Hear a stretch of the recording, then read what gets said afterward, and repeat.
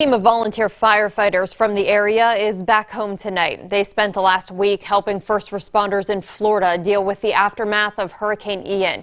Randy Schneider of the Calcutta Fire Department sent us these photos. The firefighters helped Florida Task Force 2 in Fort Myers Beach. The team from Columbiana and Mahoning counties was sent on search and rescue missions. Even the local fire department in Florida fell victim to the storm. Fort Myers Beach Fire Department is destroyed. I mean, the flooding was what got everyone from the hurricane. So their ambulance, their fire engine are underwater. Their side by side they have brand new. It's gone. It's floated off somewhere. They don't know where it's at. To make the trip, the local volunteers had to leave their regular jobs for the week. For now, they don't anticipate going back to Florida unless they're called on.